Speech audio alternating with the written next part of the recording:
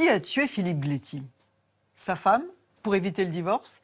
L'ex-mari de sa femme, pour se venger? Son ex-épouse, qui l'avait mise sur la paille? Ou encore sa secrétaire, qui travaillait jusqu'à l'épuisement? À moins que ce ne soit sa femme de ménage qui avait parfois ses faveurs. Qui a tué ce chef d'entreprise adoré de tous ses salariés?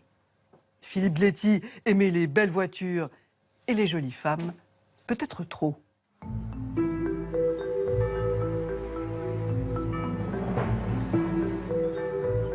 « 27 février 2012, dans le massif du Pilat, près de Saint-Étienne.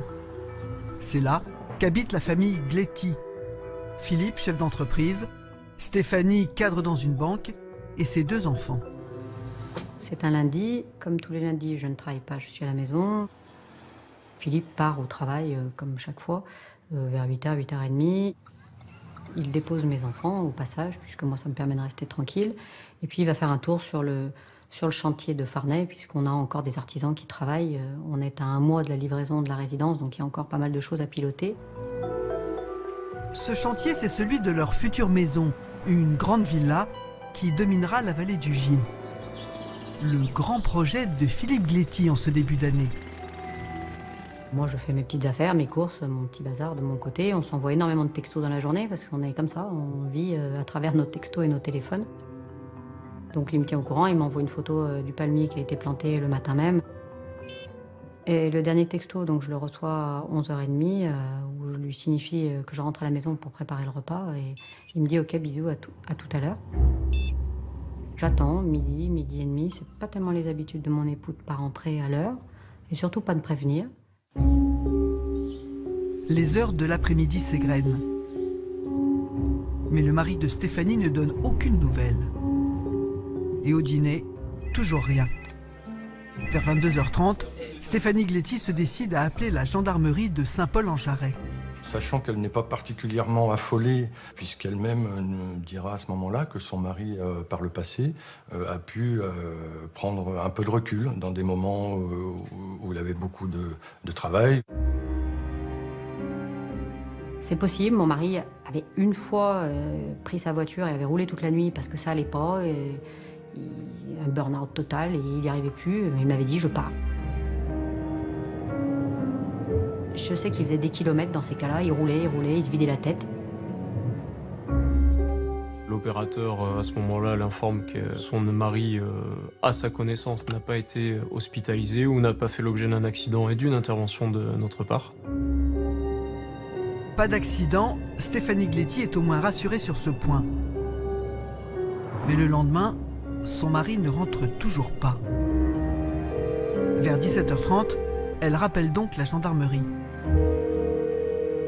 Cette fois, on lui demande des éléments de signalement beaucoup plus précis concernant son véhicule, puisqu'il utilise un véhicule Audi Q7. On sait par Madame Gléty qu'il y a un système de positionnement GPS de l'entreprise Cobra. Un système anti-vol qui équipe le puissant 4x4 de Philippe Gléty. La personne de l'entreprise nous indique que le véhicule est stationné à la terrasse sur Dorlay, place des Artisans Boulangers, depuis le lundi 27 février 2012 à 11h20. Garé à 10 km de la maison des Gléty, le 4x4 n'a donc pas bougé depuis la veille. Les gendarmes demandent à Stéphanie de les rejoindre avec le double des clés. Dans la voiture, rien à signaler. À ce moment-là, mon collègue lui demande si Philippe Gléty a des tendances suicidaires ou s'il a des problèmes quelconques et lui demande également si Philippe Gléty détient une arme à feu. Le suicide, j'y pense, je me dis, il a pu avoir un moment de gros blues, mais pourquoi là? Il n'avait pas le profil le matin même. C'est vrai que quelqu'un qui se suicide, il est quand même dans un état un peu léthargique. Il n'envoie pas une photo de palmier. Enfin, voilà, il y avait quelque chose qui allait pas très bien. Les gendarmes veulent vérifier tout de même. Philippe Gléty a pu se garer et s'éloigner un peu pour mettre fin à ses jours. Il y a un barrage au-dessus du village, où plusieurs personnes se sont déjà suicidées. Mais ces premières recherches de nuit ne donnent rien. Les gendarmes regagnent le parking quand Stéphanie leur confie un souvenir intéressant. Je connais très bien la terrassure d'Orlay parce que j'ai quand même été sa maîtresse pendant des années et je sais que c'est le point de chute où on laissait nos véhicules parce que c'est sécurisé. Ça peut être une escapade amoureuse, effectivement. Ça peut être aussi le fait de rencontrer un intermédiaire dans le cadre d'une affaire, pourquoi pas financière. Toutefois, ça n'explique pas qu'il ne soit pas revenu et c'est en cela que ça reste très inquiétant. Là, mon mari a dû partir. Il a rencontré quelqu'un et c'est étonnant qu'il ne prévienne pas sa mère, mais il a dû partir. Et les gendarmes m'incitent à penser ça, en tout cas. Ils me disent, madame, vous n'êtes pas la première qu'un homme quitte, et puis ça peut arriver, on ne va pas déclencher non plus une alerte particulière. Votre mari a dû partir avec une autre femme. Mais les heures passent encore et Stéphanie Gletti se ressaisit. Ce n'est pas possible. Il a des médicaments. Il est obligé de prendre ses médicaments. Il n'a pas pris sa sacoche. Il n'a pas d'argent. Je ne vois pas de mouvement sur son compte en banque. Je sais qu'il avait assez peu de liquidité sur lui. Il n'est pas parti avec son véhicule. Ça ne ressemble pas à mon mari, c'est sûr.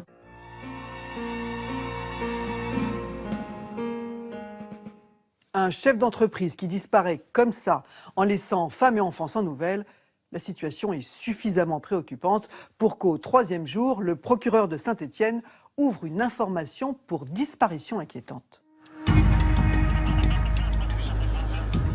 Les gendarmes de Saint-Paul-en-Jarret se rendent au siège de Princeps Salut, la société de Philippe Gletti. Une usine de portes et fenêtres en aluminium. Et il était là tous les jours, oui, bien sûr. On a commencé à se poser des questions au bout du 2e. Mais au bout du 3e, oui, il n'y avait plus de problème. Philippe Gletti avait disparu. L'ambiance est pesante, elle est difficile dans le sens où il y a une quarantaine d'employés, où M. Gletti est estimé. Donc tout le monde s'inquiète fortement de sa disparition, d'autant que personne n'apporte d'explications. Les gendarmes reprennent donc l'emploi du temps du chef d'entreprise ce lundi 27 février. Philippe Gletti est arrivé vers 9 h chez Princeps Salut. Tous les matins, en arrivant, faisait le tour de l'entreprise complète et venait saluer tout le monde. Que ce soit dans l'atelier, dans les bureaux, mais il venait saluer tout le monde. Vers 10h30, il a passé un coup de fil important à un ami, lui aussi chef d'entreprise dans la région. Il m'appelait pour un renseignement là, purement professionnel, pour une affaire à Montpellier, avec un grand groupe de la construction que je connais bien puisque j'y ai travaillé. Il a toujours été à la recherche de conseils. Il n'hésitait pas, on s'appelait, il me disait bah tiens, là-dessus, comment tu fais? Je l'ai trouvé comme d'habitude, tout à fait naturel et il n'y avait pas de choses particulières dans ses propos. On se sépare et on se souhaite une bonne semaine puisque il était rare les semaines où je ne l'avais pas une fois au téléphone, donc voilà. En poursuivant leurs auditions dans l'atelier, les gendarmes identifient le dernier employé qui a eu un contact direct avec le patron. Sur les coups de 11 h, il est interpellé par un de ses employés, M. Bonnet, un maîtreur, qui lui demande de rappeler un client concernant un métrage pour un chantier en cours sur l'agglomération lyonnaise. Pensant que Philippe était dans son bureau, j'ai dans son bureau, il n'y était pas, et il était en train de partir. Donc je suis descendu au rez-de-chaussée. Philippe était là encore. Je lui ai donné le post-it en lui disant « Il faut que tu rappelles cette personne-là, parce que bon, effectivement, il veut discuter avec toi, mais a priori, on aura le chantier. » Il m'a dit « Il n'y a pas de problème, je le rappelle sur la route parce qu'il partait. » Il va quitter l'entreprise de manière, on va dire, presque précipitée, aux alentours de 11 h, selon les différents témoins. Personne ne sait où il va, effectivement, ni même Madame Beau, ou en tout cas l'ensemble du personnel administratif qui le côtoie au quotidien. Bettina Beauce, c'est la plus proche collaboratrice de Philippe Gletti, la secrétaire de direction, celle qui sait tout sur tout. Elle était dans toutes les confidences de Philippe. Donc je l'appelle et très stressé comme à son habitude. Non, non, je sais rien, je suis pas au courant, j'ai aucune idée d'où il peut être. D'ailleurs, il avait rendez-vous avec moi, il m'a aussi planté le rendez-vous. Un départ précipité vers 11 h. Ce SMS à sa femme à 11h17. L'arrivée sur le parking à 11h20. Et puis plus rien. Après ces derniers signes de vie, Philippe Gléty s'est évaporé. Aucune trace de lui au café-tabac où il a ses habitudes, ni au studio de danse où il prend des cours de rock le lundi soir avec son épouse. Personne ne l'a vu. Le seul élément troublant que recueillent les gendarmes, c'est son listing téléphonique. Le portable de Philippe Gléty a été coupé pendant plusieurs heures dans la journée du lundi, avant d'être rallumé un court moment vers 18h50, sans émettre d'appel ni de SMS. Ensuite, il a été coupé définitivement.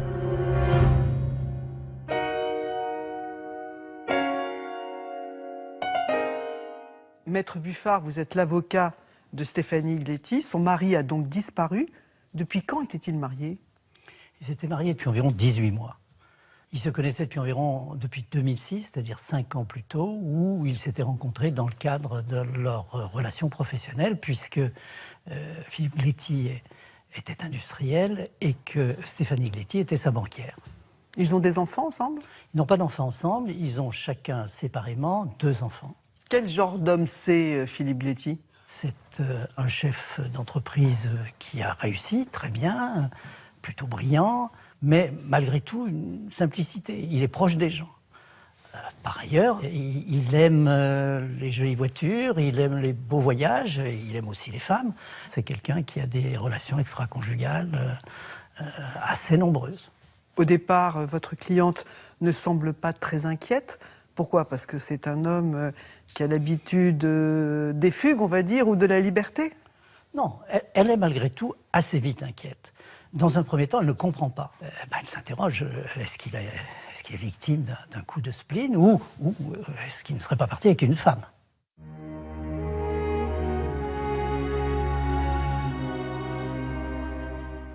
Les gendarmes n'ont pas la moindre idée de ce qui a pu arriver à Philippe Gléty. L'affaire en reste là. Alors, au bout d'une semaine, la famille se met à sa recherche. Depuis le premier jour, celle qui est morte d'angoisse, c'est Janine, la mère de Philippe Gléty. Et pour une raison très simple, son fils l'appelle 2 fois par jour. Sa mère m'appelle tous les jours en me disant « Stéphanie, c'est pas normal, il m'aurait prévenu » et au fond de moi, je sais qu'elle a raison. Alors est-ce que c'est le ressenti de mère? Je sais pas, hein, mais elle sait qu'il s'est passé quelque chose, elle a aucun doute dès le début. La famille qui partage les craintes de la maman se réunit donc. Le dimanche 4 mars, elle organise une battue avec les proches de Philippe, dont un employé de Princeps Salut, un pêcheur qui connaît le Pilat comme sa poche. Je pense qu'il fallait qu'on fasse quelque chose, ouais. Qu'on regarde, qu'on essaye. Qu'on essaye de chercher, voire peut-être trouver un indice. Vers 15 h, une dizaine de personnes participent aux recherches. On commence les recherches, on se sépare à un endroit, on s'arrête juste au-dessus d'une scierie, au-dessus du barrage. Et je leur indique un chemin en leur disant que c'est un cul-de-sac, mais qu'ils aillent voir quand même. Nous, on part de l'autre côté.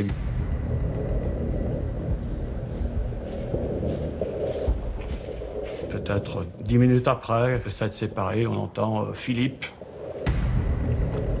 Donc le premier Philippe, bon, c'est Philippe, voilà.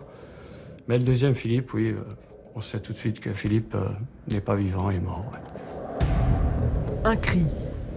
Du coup, le groupe de Lux Cubiche se précipite vers le chemin en cul-de-sac. Un sentier qui part à gauche du petit pont, au lieu dit le Moulin à Rouet. Je vais jusqu'au fossé. On aperçoit ces 2 Santiago. Et là, bon, pour moi, il n'y a aucun doute, c'est Philippe, quoi. Il est là. Face contre terre, voilà. Entre le talus et une racine d'herbe qui est déracinée, voilà. Bon, ben, ils arrivent tous les uns après les autres et voilà, on se regroupe, quoi. C'est une catastrophe. Le fait que Philippe ne donne pas de nouvelles à ses parents, je pense que c'était attendu. Mais tant qu'on n'a pas le corps, on ne sait pas. Et ce jour-là, on avait le corps. À 16 h, la famille alerte la gendarmerie de Saint-Paul-en-Jarret. Nous sommes à 3 km du parking de la place du village où le véhicule de M. Gletti a été retrouvé précédemment. Ce qui laisse à penser que M. Gletti a pu décéder le jour de sa disparition. C'est un cadre plutôt champêtre, c'est un endroit plutôt rural, il y a très peu d'habitations autour, il y a très peu de promeneurs, il y a peu de passages. C'est une parcelle où peu de monde a l'habitude d'aller. Le corps est en contrebas sur la partie droite du chemin forestier, qui plus est légèrement dissimulé parce qu'à cet endroit s'est formé naturellement une faille. Le corps aurait pu rester là très longtemps avant qu'il soit découvert par une tierce personne. Les gendarmes s'approchent. Visiblement, Philippe Gletti a une plaie à l'arrière du crâne et une autre dans le dos. Des plaies qui ne laissent aucun doute aux militaires. Ce sont des blessures par balle. Cela nous fait penser immédiatement à une exécution. Vu l'emplacement des coups de feu et vu qu'on n'a pas retrouvé d'armes du crime sur place, une chose est sûre, c'est qu'il ne s'est pas suicidé. Monsieur Gletti est encore porteur de ses bijoux, bracelets, boucles d'oreilles, colliers. Il est également porteur d'une somme d'argent, donc de 500 €. Donc on peut rapidement en déduire qu'on n'est pas là sur des faits crapuleux.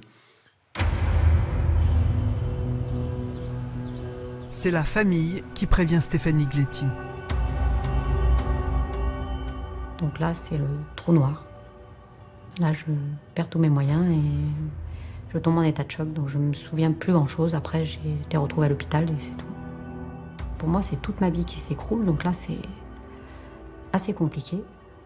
Et puis voilà, c'est un état de choc, quelque chose. J'avais encore pas envisagé. J'avais pas envisagé ça. Intellectuellement, en tout cas, je crois pas. Je voyais mon mari parti avec une autre femme, mais enfin, la mort, c'est la fin de tout, donc c'est définitif. Quand le procureur de Saint-Étienne arrive sur les lieux, la presse a déjà été informée. Le patron d'une entreprise locale a été criblé de balles. On sait qu'il est mort de plusieurs coups de feu. On ne sait pas combien? Moi je sais, mais je ne dirai pas. On n'a pas d'ennemis désignés, de pistes privilégiées en cette matière. Là, on est vraiment dans une enquête, si j'ose dire, totale. C'est-à-dire qu'on ne sait pas où aller et on va explorer toutes les pistes.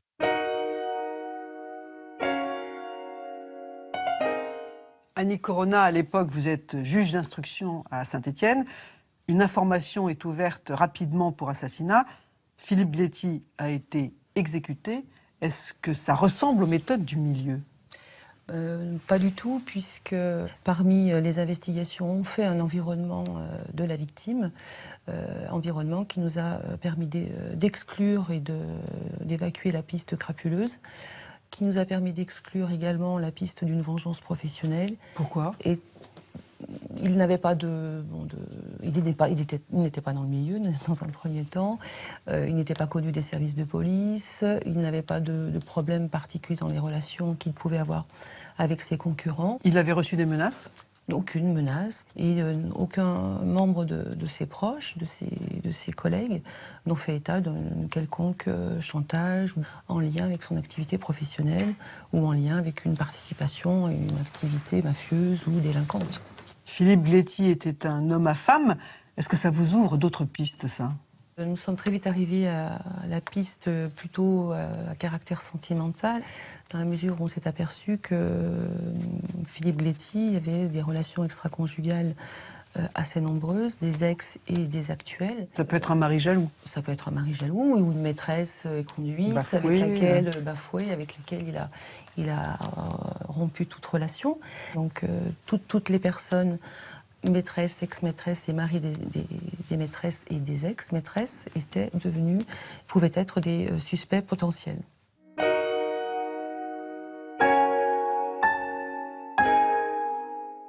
Dominique, quels sont les résultats de l'autopsie? Philippe Gléty a été tué par balle. Il a reçu 3 balles tirées par derrière. Il en a reçu une dans le dos, 2 dans la tête, qui ont provoqué un traumatisme balistique crânio-thoracique. Alors, la première balle, il la reçoit dans le dos, au niveau du cœur, et on va retrouver le projectile quasiment intact dans la cage thoracique, projectile qui va pouvoir être exploité d'un point de vue balistique.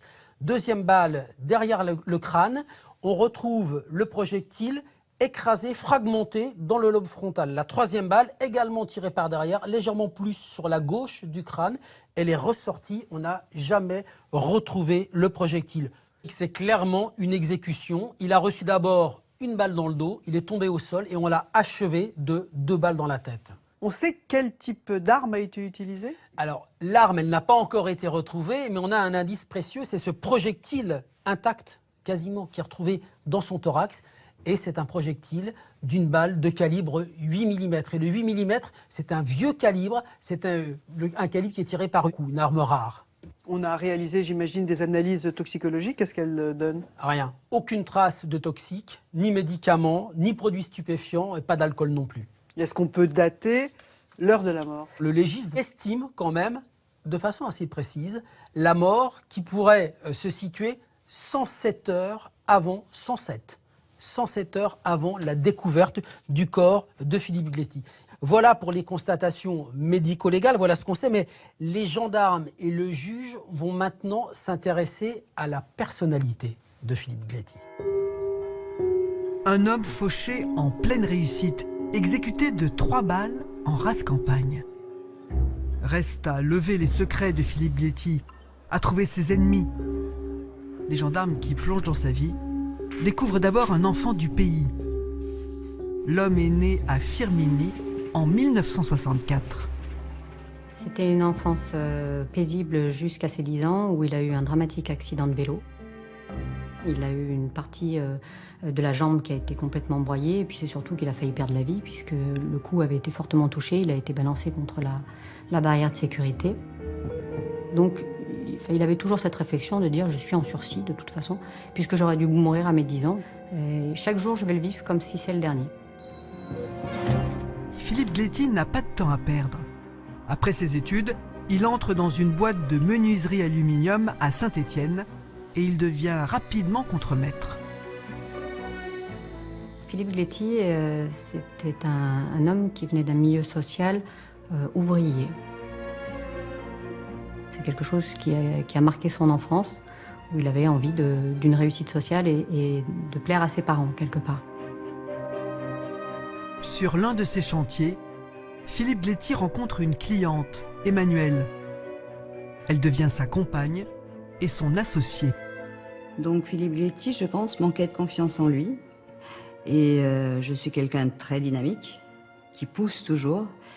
Et d'être avec moi lui a donné les ailes pour s'envoler du nid. Il avait toutes les capacités pour le faire. Mais juste le petit coup pour le pousser du nid et qu'il se lance vraiment. En 2001, le couple crée Princeps, une société d'encadrement alu et PVC. C'est le début d'une success story. Il est vraiment parti de rien du tout, quoi. Une visseuse, un truc, enfin vraiment zéro, quoi. Ça a grandi tellement vite qu'au départ, on avait fait une extension d'entreprise et il pensait refaire la deuxième extension sur 5 ou 6 ans et ça s'est fait dans les 2 ou 3 ans qui ont suivi. Et là, d'année en année, il embauchait du personnel. C'est vraiment quelqu'un qui s'est construit tout seul. Ses qualités, il y en a une qu'on ne peut pas lui enlever, c'est qu'il était complètement dévoué à son entreprise, puisqu'il y consacrait, voire même parfois à mon goût, un peu trop de temps. C'était un fou de travail et je suis une folle de travail. Donc matin, midi et soir, on mangeait, on dormait, on vivait Princeps. C'est pour ça que Princeps d'ailleurs a eu cet essor-là. Mais surtout, Philippe Gléty se révèle un patron d'exception. J'ai fait énormément d'entreprises et c'est vraiment le premier avec qui je me suis investi autant. Parce que bon, il avait l'air et la manière de diriger son entreprise. J'appellerais pas ça des relations patron-employé. On travaillait pour Philippe, c'était presque un ami, quoi. Ah, c'était un excellent patron. Le samedi soir, c'était le restaurant, et c'était toujours bon enfant. C'était la franche rigolade et tout. C'était plus un patron, quoi. C'était un collègue, quoi.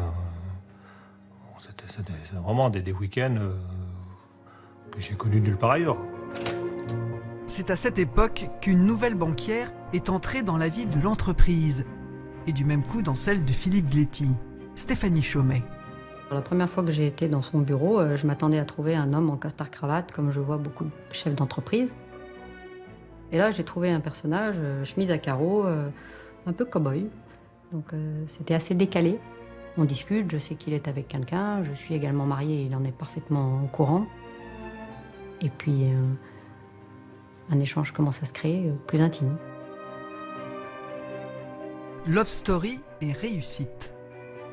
Philippe Gléty est un homme pressé qui peut maintenant se faire des cadeaux et profiter de la vie. Et moi, quand je l'ai rencontré, c'est quelqu'un qui aimait les belles voitures. Voilà, il aimait les belles choses, les beaux restaurants, les beaux hôtels, les beaux voyages. Mais il me disait, aujourd'hui, j'ai pas à rougir. Tout ce que j'ai, je l'ai gagné. Ah, Philippe, il aimait bien les voitures de sport, la vitesse, les motos. Oui, il allait certainement, les Porsche, il les sortait, il les promenait, oui, forcément. Mais je veux dire, moi, jamais il se vantait de ça, quoi. Les gendarmes ont beau chercher, personne chez Princeps ne connaît d'ennemi à Philippe Gléty. En revanche, les employés ont tous la même intuition. Moi, j'ai tout de suite pensé au départ, oui, bien sûr, c'est une histoire de fesses. On a tous une arrière-pensée de dire, il s'est fait encore le mari d'une femme, machin, et ouais, on pense tout de suite à un mari trompé. Ah oui, bien sûr, bien sûr. Des premières auditions, il ressort que Philippe Gléty, effectivement, est quelqu'un qui aime bien les femmes, qui a eu de nombreuses aventures depuis sa séparation avec Madame Fayard, qu'il a entretenu une relation non exclusive avec Madame Chaumet, qui deviendra plus tard Madame Gléty, et qu'il a plusieurs maîtresses depuis de nombreuses années. La rumeur désigne Madame Desclines, Myriam, comme étant une maîtresse avérée et de longue date de Monsieur Philippe Gléty. Myriam Desclines, c'est la femme de ménage de Princeps Salut. Elle est devenue la maîtresse du patron quelques jours après son embauche. On est devenus amants, mais on ne se voyait pas non plus tous les jours. Il y a des jours, il n'était pas là quand je venais faire le ménage, et c'était pas quelque chose de régulier, quoi. Donc Myriam Desclines connaît toutes les relations de Philippe Gléty, qui se confie régulièrement à elle. Disons qu'il rencontrait des femmes, mais quand il n'arrivait pas justement au niveau de cette femme à trouver tout ce qu'il recherchait, et ben obligatoirement, au bout d'un moment, quand ça ne fonctionne pas, on va chercher ailleurs. Donc Madame Desclines insiste quelque peu sur les, j'allais dire, la vie sexuelle de Monsieur Gléty, qui fréquente également des escort girls à l'occasion, par exemple. Car Myriam est plus qu'une liaison pour Philippe Gléty. Elle lui rend aussi des services un peu spéciaux. Il cherchait toujours un plus dans l'amusement, et donc il voulait rencontrer une fille qui puisse justement lui donner ce qu'il voulait, mais dans un lieu, dans un cadre, dans un moment de détente. Et donc il me demande de lui trouver justement un jouet. Je regarde un petit peu ce qui se fait, ce qu'il en est. Et si tu veux une femme qui puisse te donner ce que tu veux et comme tu as envie, le mieux c'est de prendre une escort girl. Il me dit, pas de souci, tu choisis. Tu choisis la fille, tu me dis quand, tu me dis comment, tu me dis ce que ça coûte, et puis j'irai. J'y étais allée avant pour installer tout ce qu'il fallait, donc recevoir la jeune femme. Et puis j'avais amené du champagne, du foie gras, des macarons, et puis après, Des moments de détente que Philippe Gléty s'offre une fois par mois. Loyale et surtout discrète, Myriam Desclines est devenue la confidente du patron. Du coup, elle fait aux gendarmes des révélations précieuses. Ils se sont vus la semaine précédant la disparition de M.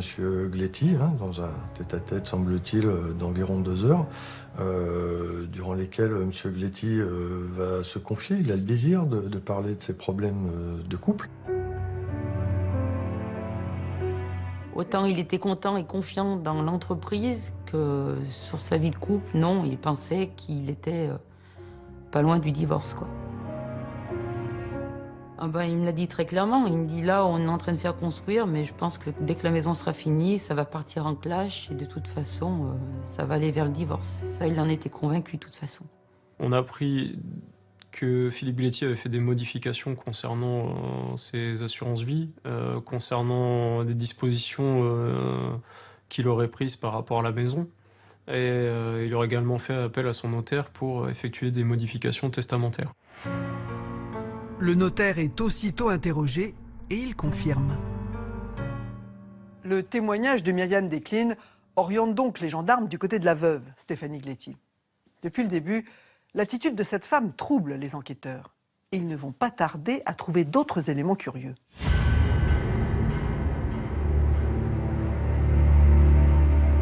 Vérification faite auprès de l'opérateur téléphonique. Le soir même de la disparition de son mari, Madame Gletti était injoignable. Madame Gletti va changer de carte SIM.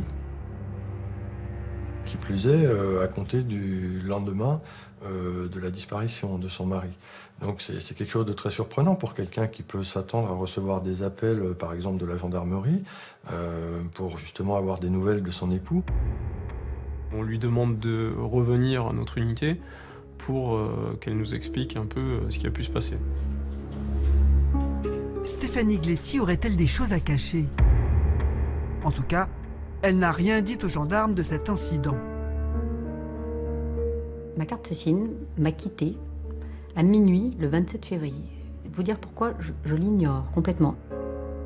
Je suis incapable d'expliquer pourquoi. Alors oui, j'avais maltraité mon téléphone dans la journée. Quand on n'a pas de nouvelles de son mari, qu'on attend désespérément des textos, on s'en prend à son téléphone. Donc oui, je l'avais certainement balancé contre les murs et ma carte SIM en a probablement beaucoup souffert.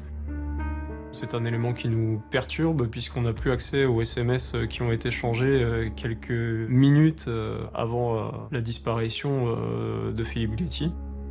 On pense effectivement que Stéphanie Gletti a pu détruire sa carte SIM pour éviter qu'on ait accès à son contenu et éventuellement à des données qui auraient pu orienter notre enquête. Des messages compromettants, mystère, puisqu'ils ont été écrasés. Mais ce n'est pas le seul détail bizarre.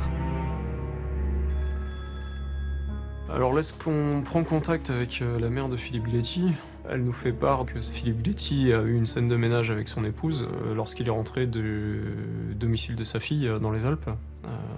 Ils avaient passé un week-end là-bas. Stéphanie Gletti a omis de nous dire qu'elle avait eu une dispute avec son mari la veille de la disparition.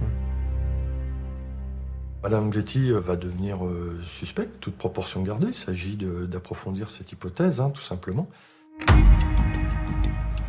Les gendarmes vont perquisitionner chez le couple, mais Stéphanie Gletti a réponse à tout.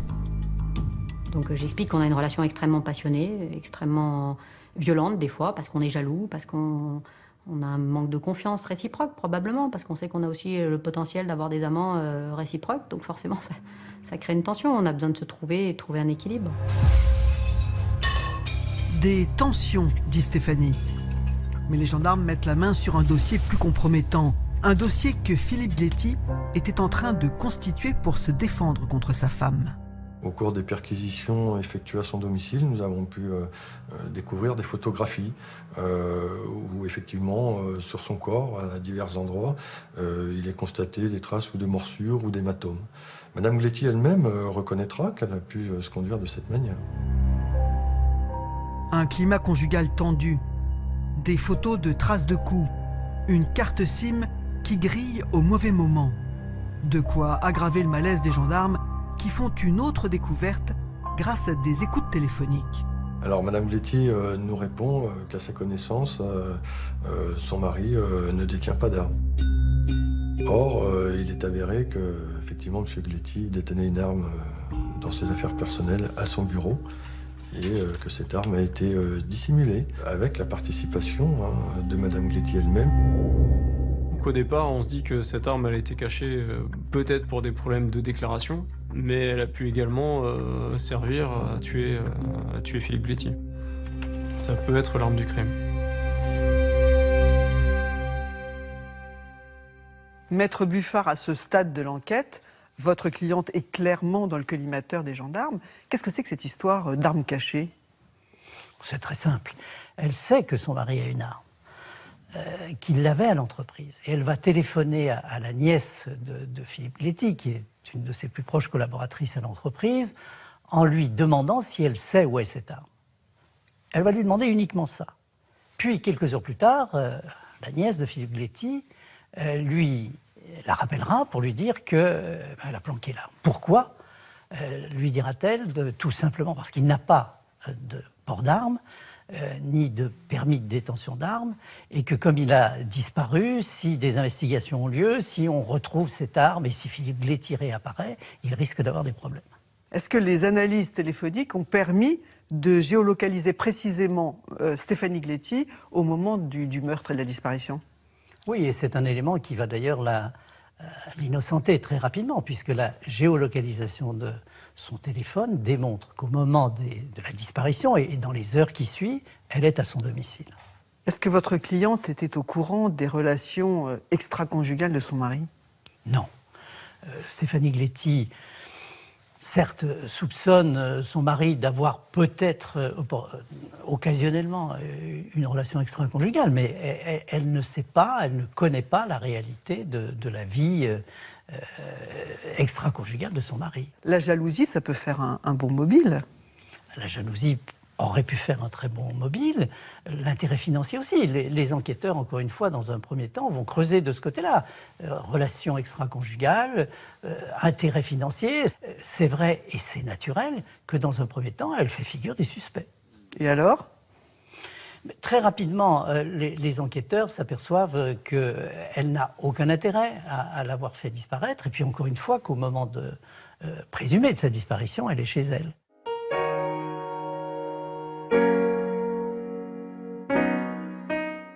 La veuve disparaît de la liste des suspects, mais pas tout à fait de l'enquête.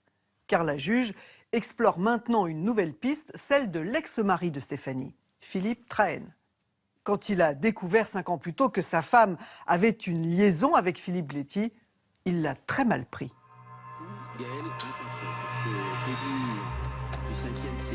La scène remonte à 2007. Un épisode classique du vaudeville où le mari découvre une lettre compromettante de sa femme. Là, Philippe Trahen tombe sur un mail de Stéphanie. Ce soir-là, elle avait pianoté sur l'ordinateur, puis elle était allée se coucher, mais elle avait oublié d'enlever la page sur laquelle elle était. Et en fait, je découvre un mail à l'attention de Philippe Gléty. Et le mail était titré « Mon amour ». Et elle écrit clairement j'ai 3 amours dans ma vie, mes 2 enfants et toi, écrit en majuscule, toi écrit en majuscule. Stéphanie commence par nier farouchement, avant d'admettre l'adultère et de promettre de quitter son amant. Mais quelques semaines plus tard, le 13 novembre 2007, Stéphanie annule au dernier moment un week-end avec son compagnon sous un prétexte fallacieux. Donc forcément, moi, je vois rouge et je me dis que je vais les empêcher de se voir.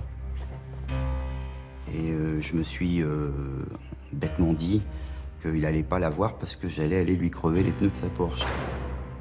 Et donc, il ne pourrait pas venir la prendre à la sortie de la banque. Je prends avec moi un couteau à huître dans le but de crever les pneus. Et sur les 7-8 km de trajet, je me raisonne en me disant, au lieu d'aller crever les pneus de cet homme que tu ne connais pas, va au contraire lui parler. Les bureaux étaient avec des baies vitrées et en rentrant, je vois tout de suite son bureau et sa présence. L'hôtesse d'accueil ne parvient pas à l'arrêter. Alors, Elle alerte aussitôt la femme du patron, Emmanuel Fayard, qui travaille sur place. Elle m'appelle, elle me dit « Écoute Emmanuel, il y a un gars qui vient de rentrer dans le bureau de Philippe. Il m'a pas dit ni qui il était, pourquoi il voulait le voir. » Et elle me dit « Je suis un peu inquiète, il a fermé la porte derrière lui. » En arrivant face à lui, je ne l'insulte absolument pas. Hein. Je lui dis « Monsieur Gletti, je suis Philippe Trahen. Vous couchez avec Stéphanie et Stéphanie, c'est ma femme. Donc je vous demande tout simplement d'arrêter cette relation. Elle m'a dit que vous aviez plusieurs maîtresses en même temps. Donc que vous vouliez vous amuser avec des filles, rouler des mécaniques avec votre Porsche, c'est pas mon problème. Mais par contre, vous le faites pas avec ma femme. Donc je suis venu vous demander que vous l'appeliez pour lui dire que vous cessez la relation. » Et là, il s'est levé, il m'est passé devant et il m'a dit « Pauvre type, si tu sais pas tenir ta femme, moi j'y peux rien. » Ben, j'ai pas pu m'empêcher de l'attraper par le bras autour de son cou et j'ai pris mon couteau à huître qui était dans ma poche et je lui ai mis là sur le cou en lui disant si mon gars, là je rigole pas, je te demande vraiment de le faire et tu vas le faire tout de suite. »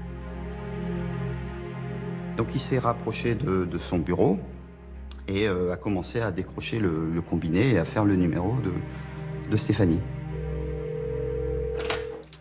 Donc je rentre, je surprends l'agresseur, puisqu'on peut l'appeler comme ça.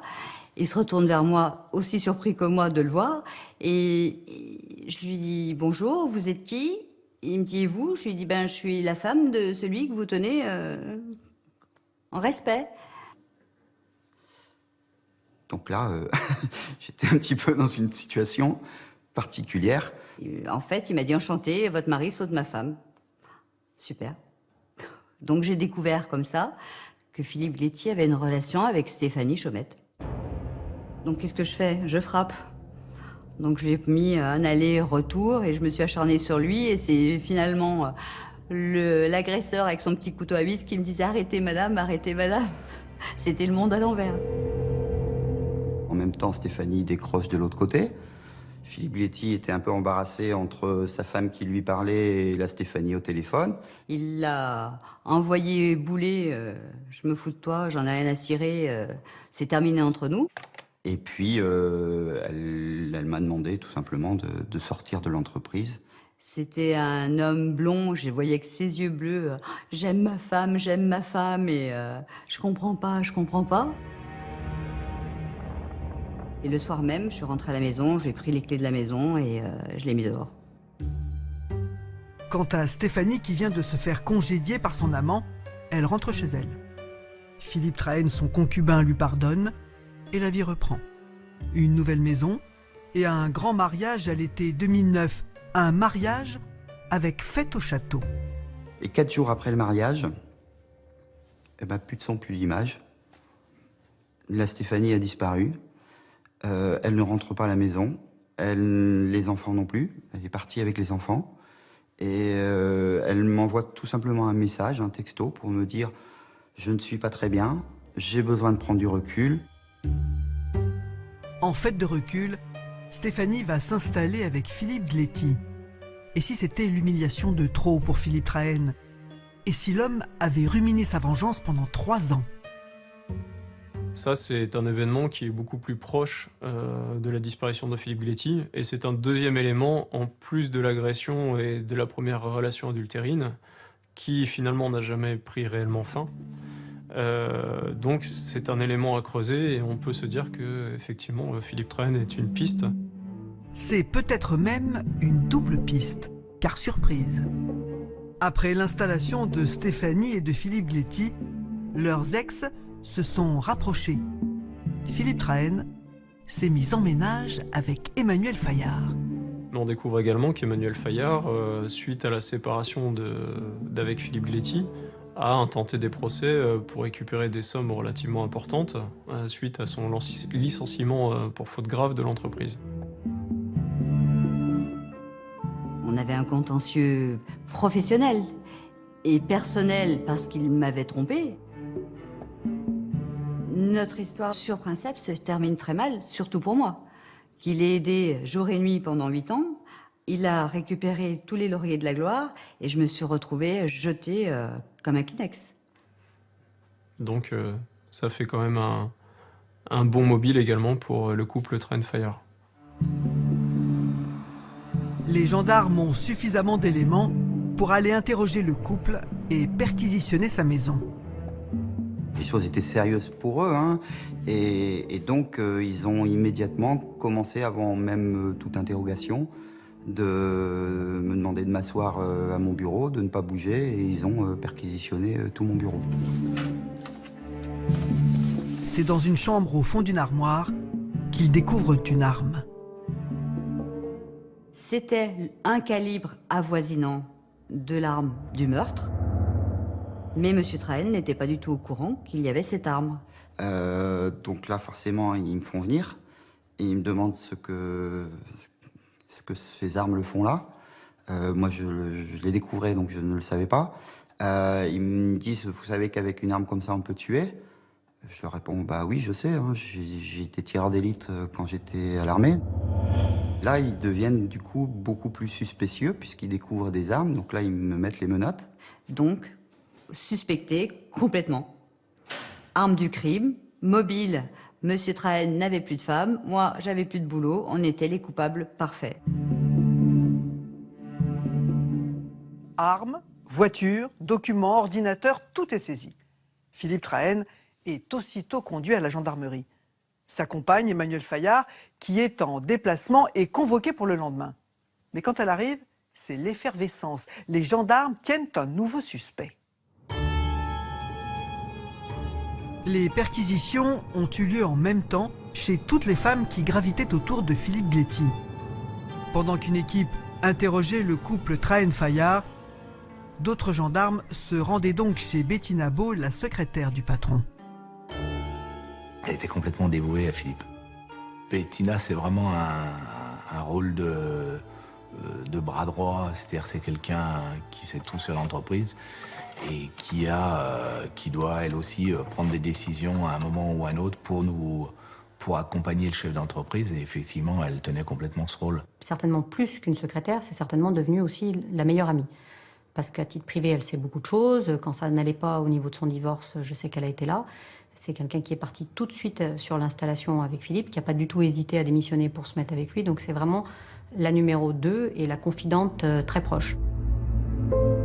Main dans la main, cela faisait 15 ans que Philippe Bléty et Bettina Beau travaillaient ensemble, avant même la création de Princeps Salut.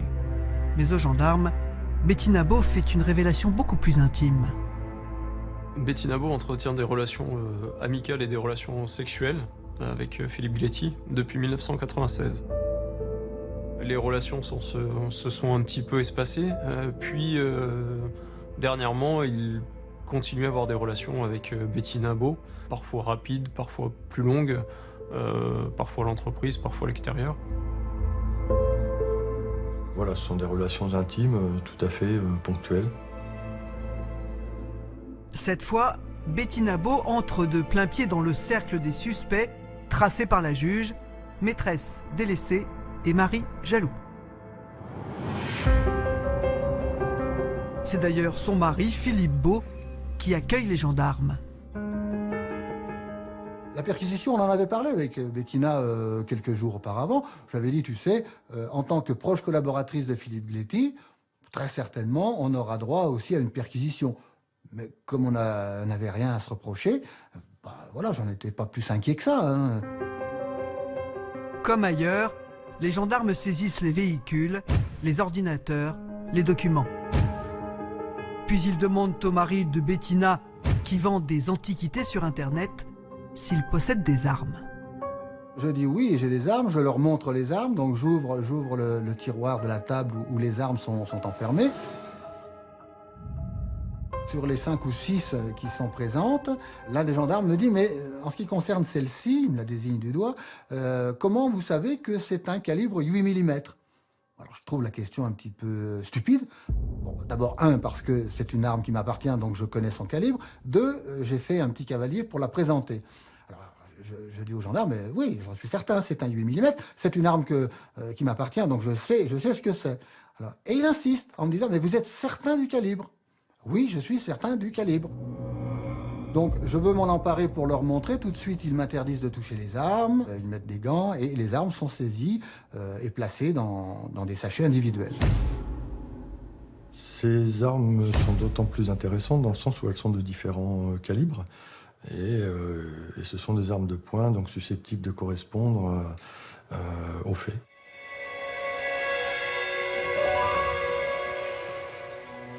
Le lendemain, réveil matinal chez le couple Beau et leur fille de 17 ans.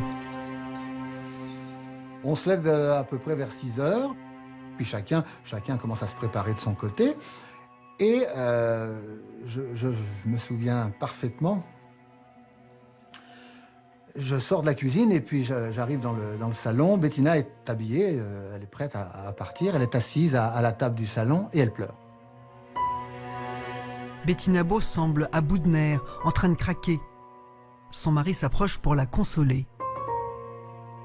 Et là, elle relève la tête, et elle pleure toujours et elle me dit froidement, c'est moi qui l'ai tué. Là, le monde s'effondre sous mes pieds. Je comprends pas. Je lui dis, c'est pas possible, c'est pas toi qui l'as tué, c'est pas possible. Je n'y crois pas.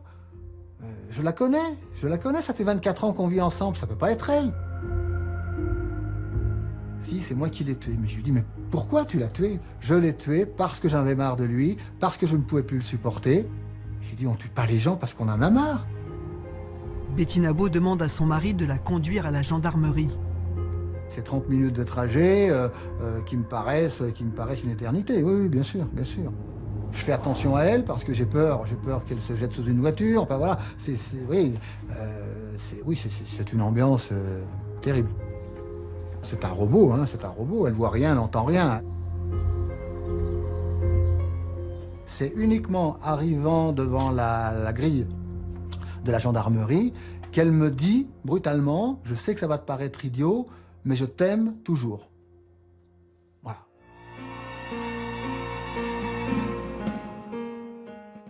Un meurtrier qui se rend de lui-même à la gendarmerie pour y faire des aveux, ce n'est pas courant.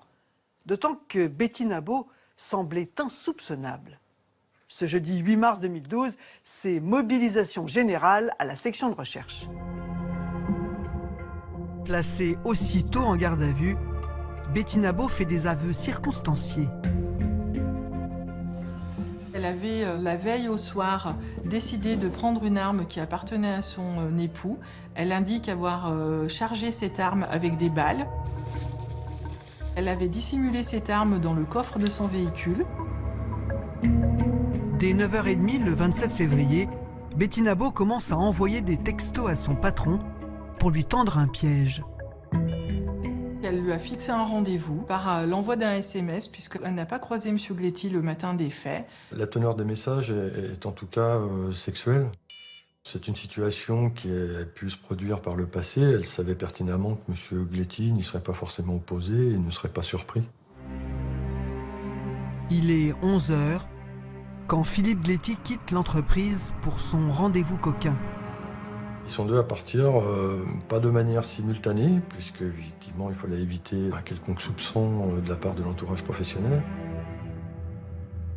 Ils se sont rejoints sur le parking à la Terrassure d'Orlais où nous avons découvert l'Audi Q7 conduit par Philippe Gletti. Philippe Gletti monte alors dans la voiture de sa secrétaire.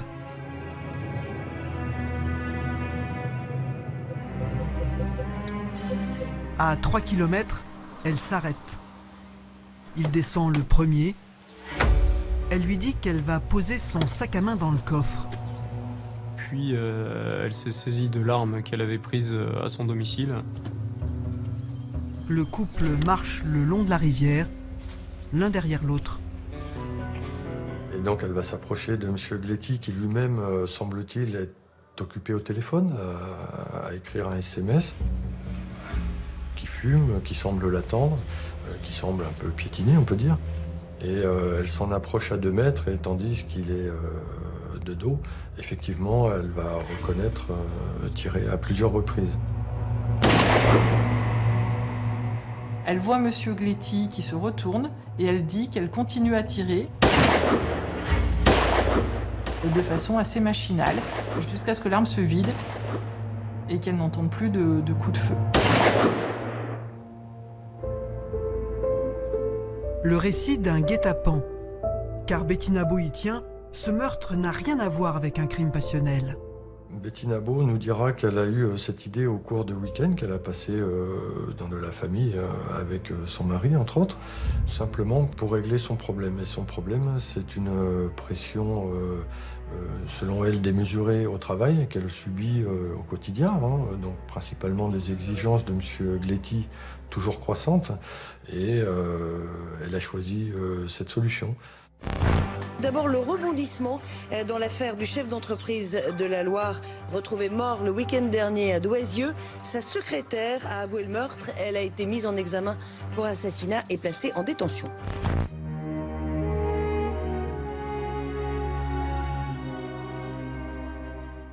Maître Metaxas, vous êtes l'avocat de Bettina Beau.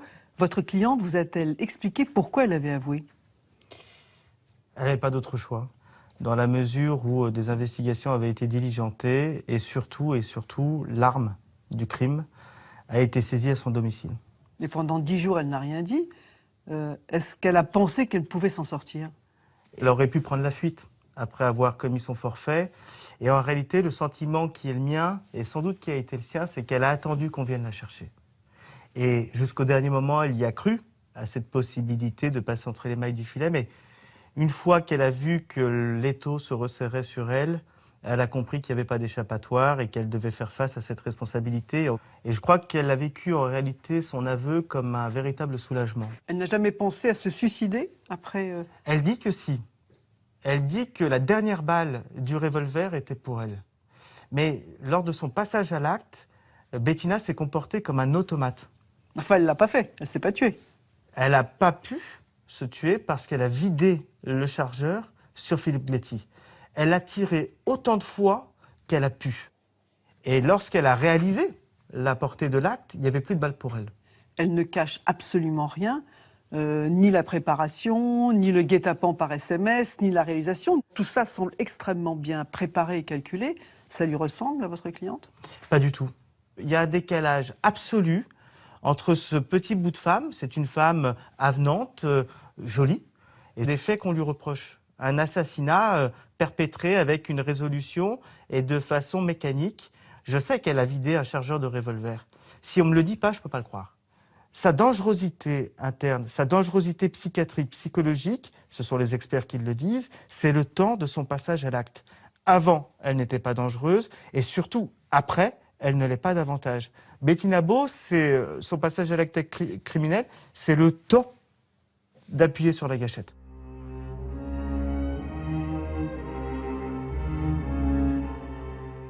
Dominique, les expertises balistiques, que disent-elles? Eh bien, plusieurs armes ont été saisies, Frédéric, au domicile du couple Beau. Et parmi ces armes, il y en a une, on en est sûr, après expertise balistique, qui est l'arme qui a servi à tuer Philippe Gletti. Et cette arme, c'est une arme ancienne, c'est exactement celle-ci. C'est un revolver avec un barillet qui tourne et qui revolve. Donc un modèle MAS, M-A-S, ça veut dire Manufacture d'armes de Saint-Étienne, modèle 1892. C'est exactement cette arme-là avec ses munitions. Donc cette arme, elle n'est pas facile à utiliser. Regardez, elle est ancienne. Alors pour la charger, il faut basculer cette partie vers l'arrière, basculer le barillet sur le côté, la charger. Donc mettre les munitions, on ne va pas le faire parce que c'est dangereux. Donc mettre les munitions à l'intérieur. Quand elle est approvisionnée avec 6 cartouches, on referme le barillet. Il faut repousser cette partie. Je vous assure que ce n'est pas facile. Et ensuite, là elle est vide, il faut l'utiliser, il faut tirer. Elle est lourde, il faut appuyer sur la queue de détente. Donc les gendarmes se demandent si Bettina Beau a pu seule savoir comment fonctionnait cette arme, savoir comment l'approvisionner et l'utiliser. Est-ce qu'elle n'a pas bénéficié d'une complicité, de la complicité de son mari, qui lui sait comment fonctionne cette arme, puisque c'est lui qui la propose à la vente. Et les gendarmes vont avoir d'autant plus de doutes que, souvenez-vous, quand Bettina Beau est entendue par les gendarmes, elle dit « j'ai pris l'arme qui était dans un tiroir, les munitions se trouvaient dans un sac à côté ». D'accord ?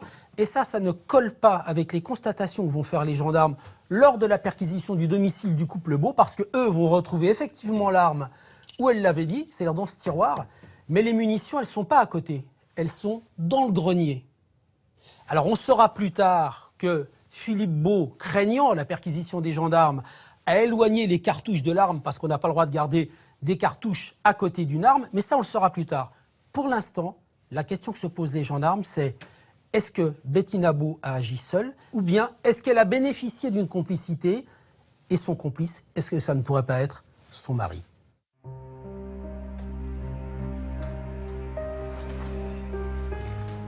À un moment donné, l'un des gendarmes me dit « Mais attendez, c'est pas possible. Votre femme, petit gabarit, prendre une arme, c'est technique, il faut de la force dans la main pour appuyer sur la queue de détente, elle n'a pas pu s'en servir, c'est pas possible. Je vous crois pas. » Alors là, je comprends pas. Mais ce que je comprends vite, c'est que, en fin de compte, de témoin, petit à petit, je suis en train de passer à suspect numéro 1. C'est-à-dire que je suis, pour eux, le client idéal. Je suis le mari jaloux qui tue l'amant de sa femme. De fait, en fin de matinée, le ton change. À son tour, Philippe Beau est placé en garde à vue. Je vois l'erreur judiciaire. On pense que ça n'arrive qu'aux autres, mais non, là, c'est moi. Ils sont en train de se planter. Et surtout que j'ai pas d'alibi. On me dit, qu'avez-vous fait le 27 février, donc 10 jours avant? Qu'avez-vous fait le lundi 27 février entre 11h et midi? Je n'ai pas d'horaire de bureau, je n'avais pas de rendez-vous particulier sur cette journée-là, je ne me souviens pas. Les questions pleuvent. Et on recommence, on reprend d'autres points, les questions se répètent, elles sont posées différemment pour voir, bien évidemment, si je réponds toujours de la même manière, c'est une évidence. On fait des pauses que je trouve interminables, on me remet en cellule. Dans l'après-midi, la juge d'instruction va me recevoir, elle est descendue à la gendarmerie, elle me reçoit et elle me dit brutalement je ne sais pas ce que vous avez raconté à votre femme hier soir, mais ce crime n'est pas féminin. Ce à quoi je réponds rien, je crois. Je suis tellement ahuri par ce genre de phrases. Peut-être qu'il n'est pas féminin, mais en tout cas, c'est pas moi qui l'ai commis. Ça, c'est une certitude. Philippe Beau sent bien qu'il est pris dans une nasse. Soudain, un coup de fil vient le sauver. En examinant son listing téléphonique, les gendarmes constatent que l'un de ses clients l'a appelé sur son poste fixe à 10h55 le jour du crime. Donc, il est évident que je ne pouvais pas me trouver à la fois à la maison et à la fois en même temps sur les lieux du crime. Un coup de chance inespéré. Dans la soirée, Philippe Beau est libéré. Je reprends mon véhicule, je prends l'autoroute sur la bande d'arrêt d'urgence et je remonte les 20 km à 20 km/h, tellement je suis dans une sorte de coma. De retour chez lui, il doit encore expliquer la situation à sa fille. Et elle a une réflexion qui me bouleverse encore. Elle me dit « Mais c'est pas possible, c'est pas maman qui a fait ça. »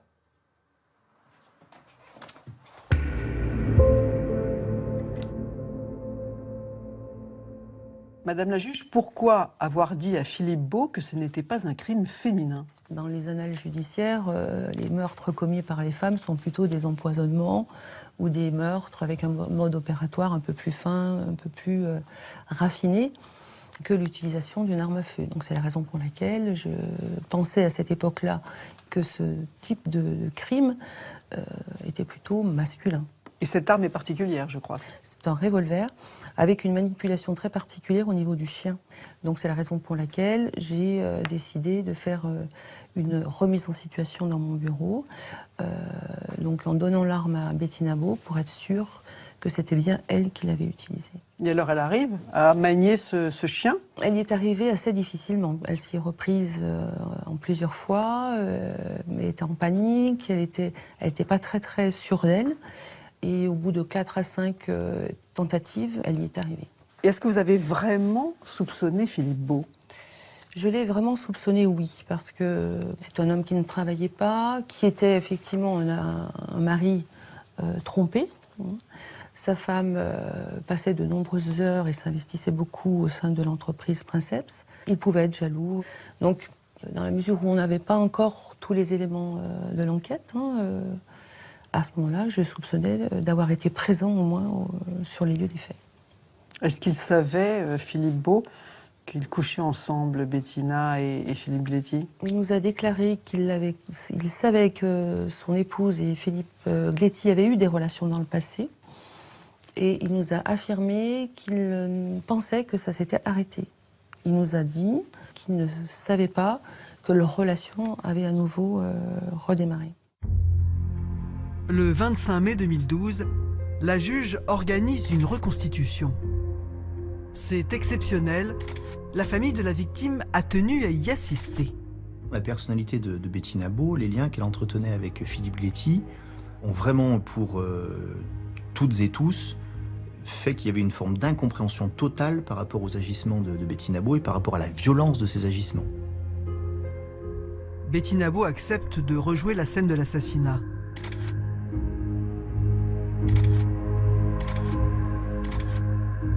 Le premier tir, dans le dos. Les suivants de face alors que Philippe la regarde. Et le coup de grâce dans le fossé. On l'a abattu alors qu'il était à terre et au pied de Bettina Beau. Pour eux, c'est une froide et sommaire exécution, bien planifiée, ce qui provoque une stupeur totale. Ce qu'a fait ensuite Bettina Beau laisse les témoins de la reconstitution tout aussi perplexes.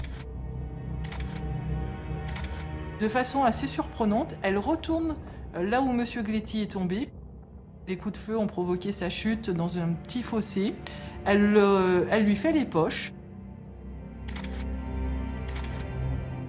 En l'occurrence, elle va récupérer, nous dit-elle, un porte-carte, le téléphone portable notamment, et de l'argent.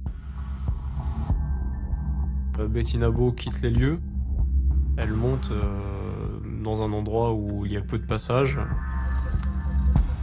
Tout en circulant, elle ouvre la fenêtre de son véhicule et jette les douilles.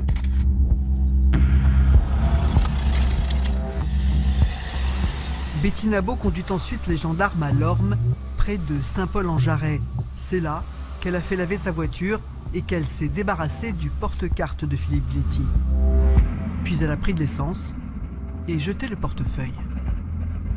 Oui, c'est du sang-froid, c'est du calcul. Si on parle de préméditation avant, on parle éminemment d'un calcul en vue de la dissimulation par la suite. La frêle Bettina a donc trompé tout son monde, notamment pendant les 10 jours qui ont suivi les faits. Dès le premier jour, après son forfait, elle va aller déjeuner avec certains de ses collègues. Ses collègues de travail ne vont jamais deviner quoi que ce soit. Le lundi, je l'ai serré dans mes bras. 3-4 fois pendant la semaine où on le recherchait de partout, et on s'était téléphoné, où elle me disait la seule chose que j'aimerais, c'est le voir franchir la porte de l'entreprise, et dans ces cas-là, j'irai le prendre dans mes bras. Un double jeu, presque du dédoublement de personnalité. Bettina était dans son bureau, elle travaillait comme tout le monde le faisait. Cas de rien, je suis allé la voir en lui disant « ça va, tu tiens le coup », etc. Elle m'a dit « oui, ça va, je tiens le coup ». Rien. Bettina n'a rien laissé transpirer derrière. Tout à fait normal, égal à elle-même. 2 jours avant qu'elle se dénonce, elle se met à pleurer, je la console. C'est spécial comme... Moi, ce que je ressens aujourd'hui, c'est une tromperie, c'est vraiment une trahison, une vraie trahison. Même la famille du disparu est tombée dans le panneau. Avec eux aussi, elle a joué la carte de l'affection et de la compassion. Elle va prendre des nouvelles des enfants, elle va prendre Anaïs dans ses bras qui est enceinte, en lui expliquant que c'est terrible, que tout va bien se passer, qu'elle espère qu'on va retrouver son père. Elle essaye de me rassurer, elle me dit non, il n'est pas parti avec une femme, il m'en aurait parlé, tu sais bien. Je revois ces 10 jours et je me dis, cette femme, elle a quand même eu un sang-froid mais incroyable d'arriver à rester naturelle finalement, parce que si on n'a rien vu, c'est qu'elle est restée elle-même. Un naturel incroyable. Son mari aussi s'y est laissé prendre. Arriver à masquer, à vivre normalement, à la fois dans l'entreprise et en plus à la maison, je ne m'explique pas comment elle a pu faire pour ne pas craquer avant. Je retiens les tricheries, les mensonges. C'est ce qui m'a fait abandonner l'idée de lui trouver des circonstances atténuantes.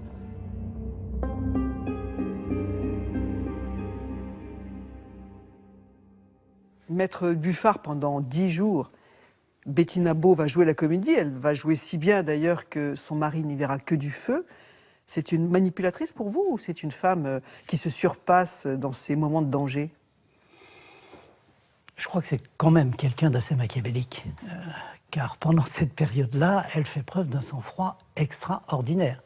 Il faut quand même rappeler que tout de suite après les faits, elle va faire disparaître les douilles, qu'ensuite elle va aller jusqu'à téléphoner elle-même à Fiebletti, dont elle sait qu'il est décédé et dont elle est en possession du téléphone en fin de journée pour accréditer la thèse qu'il est encore vivant. C'est quelqu'un qui va se renseigner sur Internet pour vérifier de quelle manière des enquêteurs pourraient remonter à des messages qui auraient été échangés entre deux personnes. C'est quelqu'un qui va même aller jusqu'à raconter cette histoire formidable. Elle dit que son mari, qui est radiesthésiste à 16 heures, aurait, usant du pendule, découvert que Philippe Gletti était probablement mort et qu'il a été victime de 4 coups de feu. Enfin, c'est quelqu'un qui joue plus que la comédie. Elle n'est pas dans le déni. Elle n'est pas du tout dans le déni. Elle ne peut pas ne pas avoir réalisé ce qu'elle a fait. Impossible. Je veux dire, on n'est pas en présence de quelqu'un qui est dans la panique, on n'est pas en présence de quelqu'un qui agit dans une sorte de phénomène qui la dépasserait. Non, on est en présence de quelqu'un qui a commis un assassinat parfaitement prémédité, organisé, exécuté, et qui, à la suite de cet assassinat, fait tout pour ne pas se faire prendre.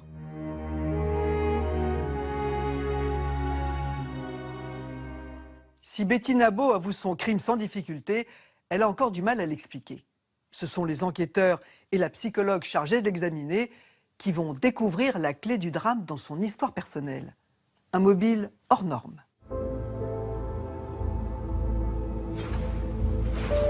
À la Talaudière, la prison de Saint-Étienne, Bettina Beau reste fidèle à elle-même.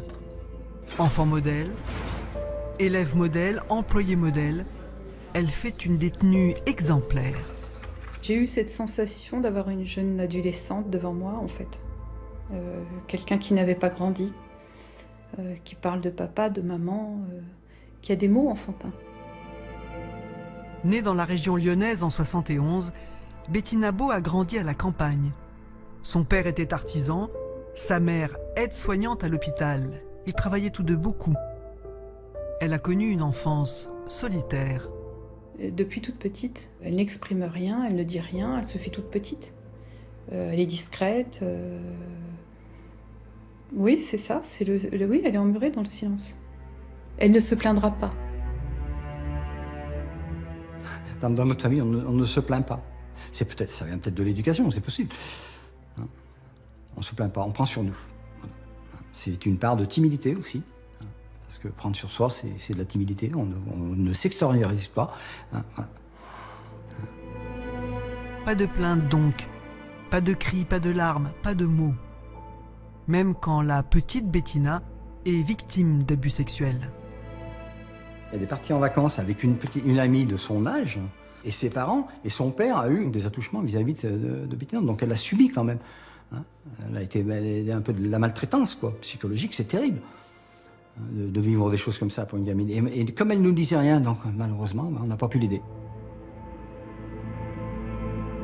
Le silence autour des agressions, elle s'en dédouane en disant que finalement, c'est le début de sa sexualité. Elle le banalise. Bah oui, c'était ça. Enfin, être femme, c'est ça. Ça passe par là. Voilà. Alors que nous, quand on lit ce qu'elle raconte, on le traduit avec d'autres mots. C'est-à-dire qu'elle est violée par un couple pédophile, homme-femme. Des repères qui volent en éclats, une souffrance muette, étouffée. autant d'agressions qui ont pu la fragiliser profondément. Alors comme on peut le voir chez les enfants qui ont été agressés sexuellement, soit ils vont être complètement inhibés dans la sexualité, il n'y aura pas de sexualité, ou peu, ou très peu, ou alors il va y avoir l'autre versant, c'est-à-dire libertinage, voire prostitution. Donc elle est dans le libertinage. Son mari, Bettina, l'a rencontré quand elle avait 17 ans. Philippe Beau en avait 11 de plus. Il a pris la jeune fille sous son aile. Tout comme l'autre homme de sa vie, son chef, Philippe Gléty. Elle était encore toute jeune quand il l'a embarquée dans l'aventure Princeps Salut. Lorsqu'on en parlait, elle était, voilà, son entreprise marchait bien, voilà, on a fait tant de bénéfices, tout marche bien, on va agrandir. Ils ont agrandi énormément, ils ont doublé l'entreprise largement. Une histoire qui commence comme un conte de fées. Elle est très élogieuse sur Philippe Gléty. C'est son mentor, elle l'admire et elle ne s'en cache pas. Elle se donne à 100% dans son travail. Elle y va, ça lui arrive d'y aller le samedi, de couper ses vacances une semaine, rattaquer une semaine avant, finir 2 jours après, voilà. C'était Bettina, quoi. Elle était à 100% dans son entreprise. Puisque c'était un peu sa réussite. Et c'est vrai, c'était un peu sa réussite aussi. Elle avait enfin une place, elle existait enfin, elle était inscrite socialement, elle avait un métier, elle était fière de ce qu'elle était devenue. Fière. Au fur et à mesure que la société a prospéré, Bettina Beau s'est épanouie. Jusqu'à ce que la crise économique frappe à la porte de l'entreprise. C'était en 2008-2009.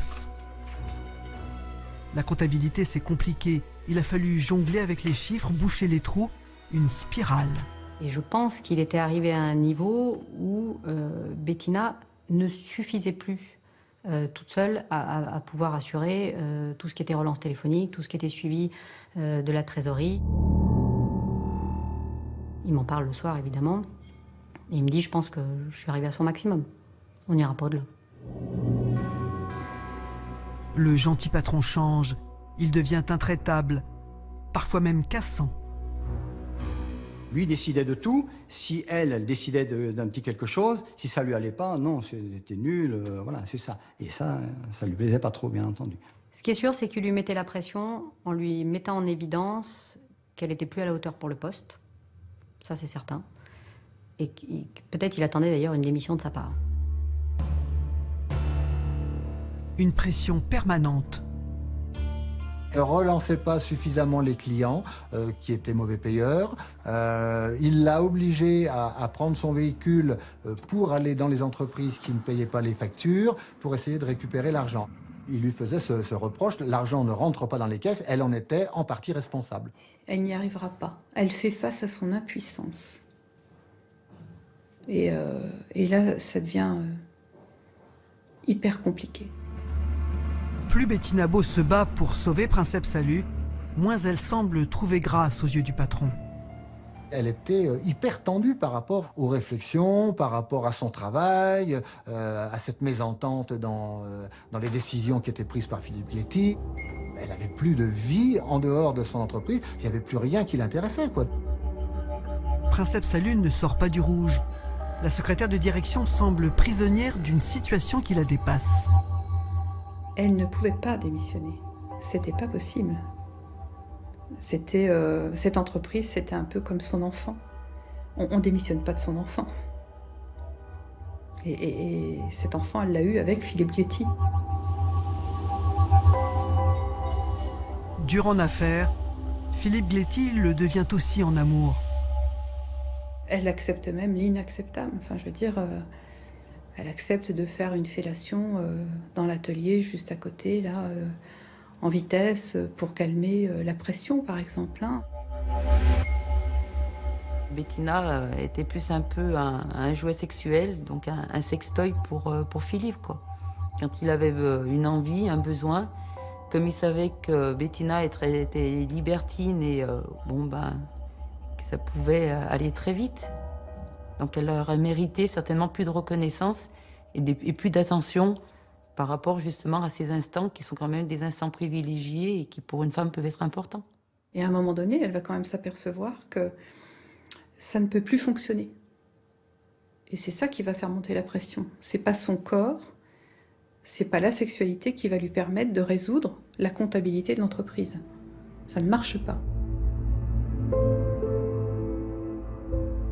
Betty Nabo est dans une impasse professionnelle, personnelle, sentimentale. Et personne ne se rend compte que le torchon brûle entre le patron et sa secrétaire.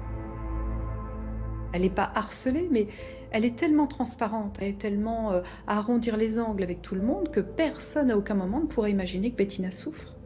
Et qu'elle est stressée et qu'elle est dans un engrenage dans lequel elle n'est pas capable de se défaire.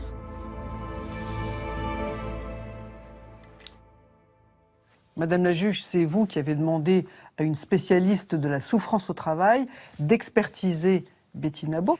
On peut tuer sous le coup de la pression, du stress? Je pense que oui. Je pense que oui. Mais Betty Nabo a toujours été taisante et mystérieuse sur le mobile et sur les raisons pour lesquelles elle est passée à l'acte. Donc on ne peut qu'échafauder des hypothèses sur son mobile. C'est pas une succession de petites choses? C'est une succession de petites choses, mais le facteur déterminant, déclencheur, moi je suis incapable de dire aujourd'hui le motif et les raisons pour lesquelles elle est passée à l'acte. Philippe Gléty avait décidé de nommer un numéro 2 qui n'était pas Betty Nabo. Est-ce qu'elle le savait, ça? Elle le savait, oui. Donc c'est aussi un des mobiles, une des circonstances, une des situations qui ont pu la conduire à rajouter à son sentiment de détresse. Vous avez envisagé d'autres mobiles? Betty Nabo nous a déclaré spontanément avoir détourné de l'argent au préjudice de la société. Donc ça pouvait être un mobile, mais c'était pas combien? 40 000 euros. Sur combien de temps? Sur plusieurs années, donc c'était pas non plus des sommes très très importantes. Et ça ne pouvait, à mon sens, constituer le seul et unique mobile. Il n'était pas sur le point de le découvrir? A priori, non. Rien ne laissait présager et penser que Philippe Gléty connaissait l'existence de ces... Elle n'était pas menacée pour ça? Pas du tout. Elle a été condamnée pour ces faits? Elle a été condamnée donc, par un tribunal correctionnel à 18 mois d'emprisonnement avec sursis pour ces faits-là.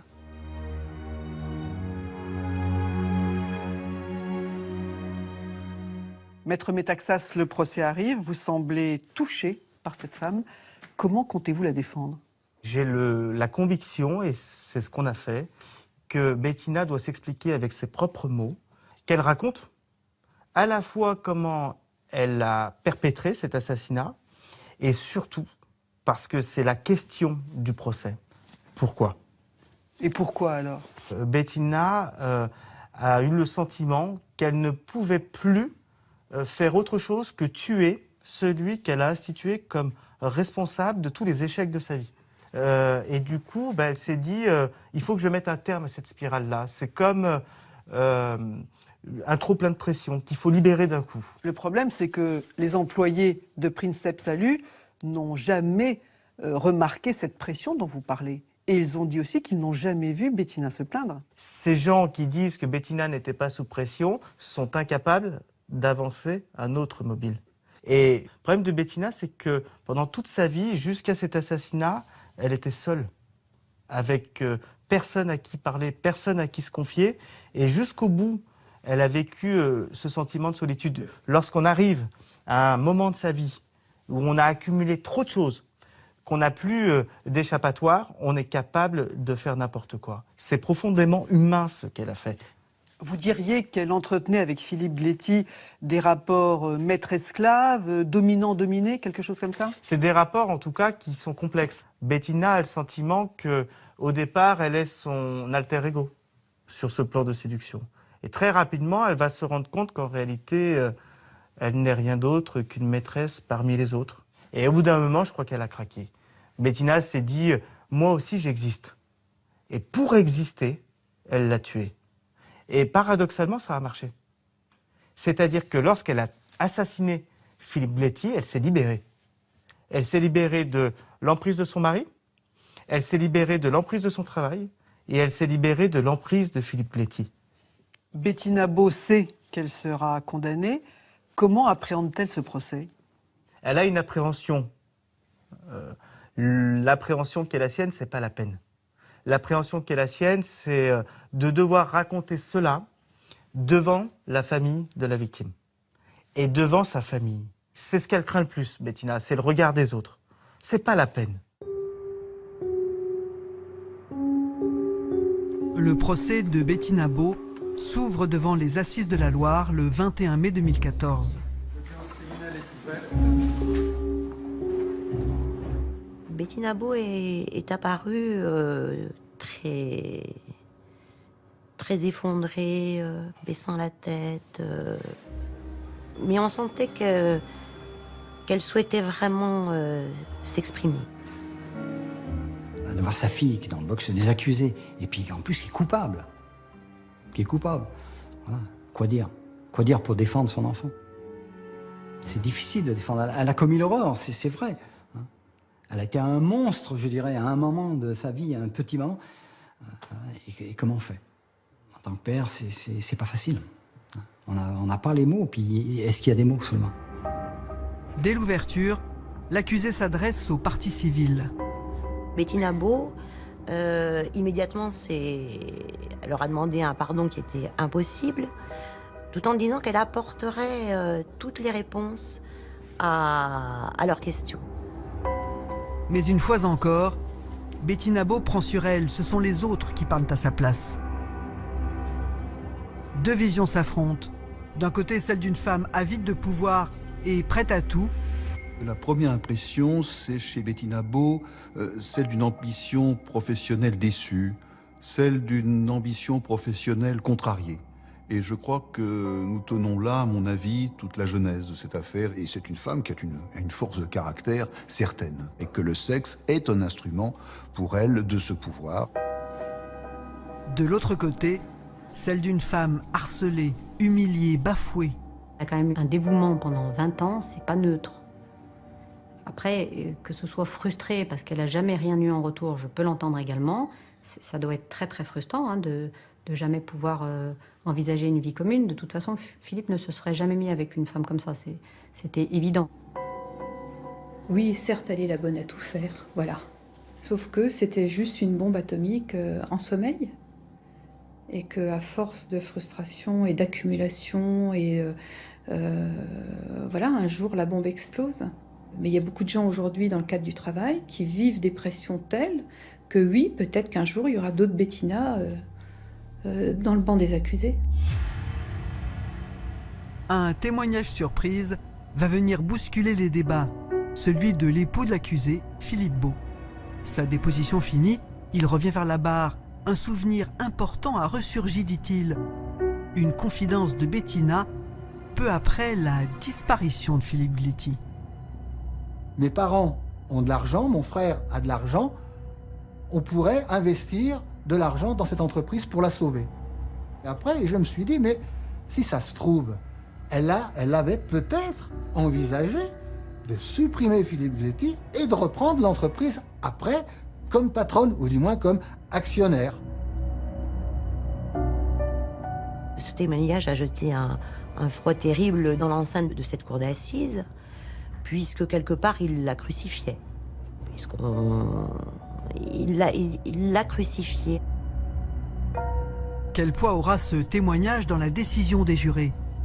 Accusée d'assassinat, Bettina Beau risque la réclusion criminelle à perpétuité.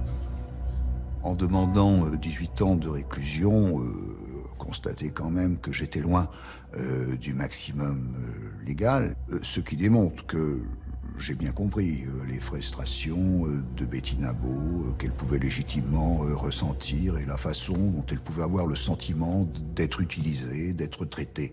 Mais sans omettre par ailleurs que c'est elle qui était à la demande du rendez-vous sexuel, c'est elle qui attire Philippe Gléty dans un véritable traquenard, c'est elle qui a prémédité le geste. Et je crois que le fait de ne pas se livrer, pour Bettina Beau, l'a privée d'avoir ce petit lien avec ses juges. Et elle en a subi les conséquences, je pense, dans la peine. Il sera requis 18 ans à l'encontre de Bettina Beau et elle sera condamnée à 18 ans de réclusion criminelle. Comme elle l'avait annoncé au premier jour, Bettina Beau, tête baissée, n'a aucune réaction lors du verdict. La honte, elle aura tout le temps, la honte. La honte, elle l'aura tout le temps. Elle vivra avec ça toute sa vie, jusqu'à son dernier souffle, c'est bien évident. Maintenant, est-ce qu'elle pourra revivre une vie normale? Non, c'est pas possible. C'est pas possible, il y aura toujours ça en arrière. J'espère qu'elle vivra le mieux possible, quand elle sera sortie, quand elle aura fini sa peine. La seule main tendue vient de l'une des femmes de la vie de Philippe Gléty. La rivale, l'épouse trompée, la veuve. Je suis extrêmement croyante, donc j'ai absolument pardonné à Bettina.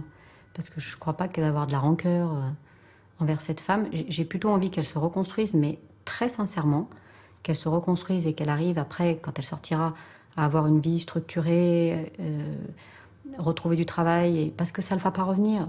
D'avoir de la haine ou de la persécution ou de la rancœur vis-à-vis de cette personne, ça ne changera rien.